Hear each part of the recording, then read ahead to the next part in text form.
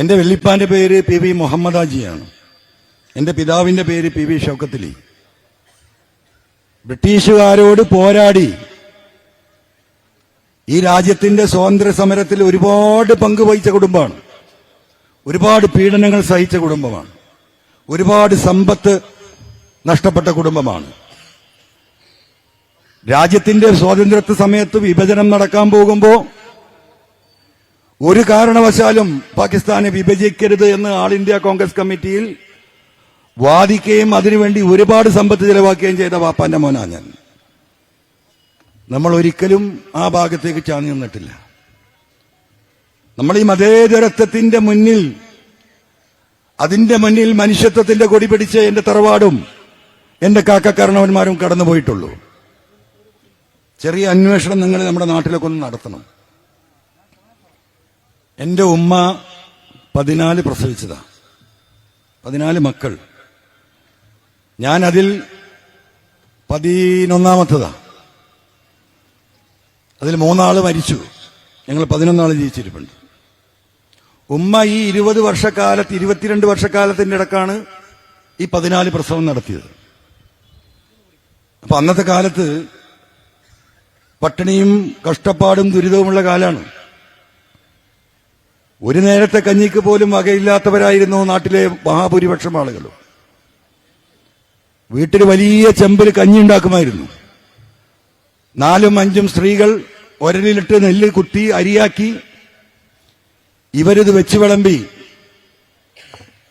ഈ കഞ്ഞി വാങ്ങാൻ വരുന്ന ചെറിയ ഓർമ്മ എനിക്ക് 4ലും 5ലും പഠിക്കുമുണ്ട്. ഇതൊക്കെ ഉണ്ടാക്കി കഴിഞ്ഞാൽ എന്റെ ഉമ്മയാണ് ഇത് വരുന്നവർക്ക് തൂക്കുപാത്രം, നമ്മൾ തൂക്കാത്രം എന്ന് പറയും, അല്ലെങ്കിൽ ചെറിയ എന്തെങ്കിലും എന്താ പറയാ ഇതുപോലത്തെ പാത്രങ്ങൾ ഉണ്ടാവും. അപ്പം 1:30 മണിക്ക് സ്കൂൾ വിട്ട് വരുമ്പോൾ വീടിന് നേരെ മുമ്പിലാണ് എടവണ്ണ ഒതായി UP സ്കൂള്. ഉമ്മ ഇങ്ങനെ വിയർത്ത് കുളിച്ചിട്ടുണ്ടാവും, ഈ കഞ്ഞി ഇങ്ങനെ പാടുന്നു. ഈ ജോലിക്കാരൊക്കെ നോക്കിക്കുന്നുണ്ടാവും. ഞാൻ 6ാം ക്ലാസ്സിലൊക്കെ എത്തിയപ്പോഴാണ് തോന്നുന്നു, ഞാൻ ഉമ്മാനോട് ചോദിച്ചു, ഉമ്മ ഇത്രയും പണിക്കാരുണ്ടായിട്ട്. കാരണം ഞങ്ങൾ സ്കൂൾ വിട്ട് ഞാനും എന്റെ 2 ജ്യേഷ്ഠന്മാരും ഞങ്ങളൊക്കെ ഒരു 1.5 വയസ്സിന്റെ വ്യത്യാസം. ഉച്ചക്ക് ഭക്ഷണം കഴിക്കാൻ വീട്ടിൽ വരുമ്പോൾ ഉമ്മ എപ്പോഴും ഇവിടെ ഇരിക്കും. അപ്പൊ ഒരു ദിവസം അമ്മാനോട് ചോദിച്ചു, ഉമ്മ ഈ പണിക്കാരൊക്കെ ഉണ്ടല്ലോ, അവര് വിളമ്പിക്കൊടുക്കൂലേ? അപ്പൊ ഉമ്മ പറഞ്ഞൊരു മറുപടി ഉണ്ട്. ഇതിങ്ങനെ വിളമ്പിക്കൊടുത്ത് കൈ കുഴയും. ഇത് പണിക്കാർ ഇത് വിളമ്പിക്കൊടുത്ത അമ്മ മോനെ അവര് ആ വരുന്ന ആളുകളെ പ്രാഗെന്ന് പറഞ്ഞു. പഴയ ഓർമ്മയാ. അപ്പൊ അങ്ങനെ മുന്നോട്ട് വന്ന കുടുംബം. അപ്പൊ ഞങ്ങളൊക്കെ ഈ 1 വയസ്സിനും 1.5 വയസ്സിനും ആയതുകൊണ്ട് വീട്ടിലെപ്പോഴും 3ഉം 4ഉം തൊട്ടിയാ. ഇത് നോക്കാൻ ഒരുപാട് സ്ത്രീകളുണ്ട്. അതില് ഞാനൊക്കെ ചെറുതാകുമ്പം ഉമ്മ പറഞ്ഞു കേട്ട ഓർമ്മയാണ്.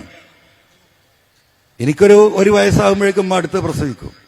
ജ്യേഷ്ഠന് മൂത്ത ആൾക്ക് ഒരു 1.25 വയസ്സാകുമ്പോൾ അടുത്ത് പ്രസവിക്കും. അപ്പൊ പാല് കൊടുക്കാൻ ഉമ്മാക്ക് മുലപ്പാല് കൊടുക്കാൻ കഴിയില്ല. എത്ര മക്കൾക്ക് കൊടുക്കും? അപ്പൊ വീട്ടിലുണ്ടായിരുന്ന പലരും ഉണ്ടായിരുന്നു. എന്റെ വല്യമ്മ എന്ന് പറയുന്നത് ചക്കിക്കുട്ടിയാ, മരിച്ചുപോയി 10-30 വർഷം മുമ്പ്. ചക്കിക്കുട്ടി അപ്പൊ ഈ 2 മക്കളെയും എന്റെ മൂത്ത മകൻ ജ്യേഷ്ഠ അജ്മലിനെയും എന്റെ താഴെയുള്ള മുനീറായ പ്രസവിച്ചപ്പോ ഉമ്മ ഈ ചക്കിക്കുട്ടിയുടെ കയ്യിലാ കൊടുക്കുക. എന്തിനാണെന്നറിയോ? ചക്കിക്കുട്ടിയുടെ അടുത്ത് ഞങ്ങൾ പോവുള്ളൂ, വീട്ടിൽ ജോലിക്കാർ വേറെ അല്ലാത്തല്ല. അപ്പൊ നേരത്തെ ബാങ്കല്ലേ കേട്ടെ.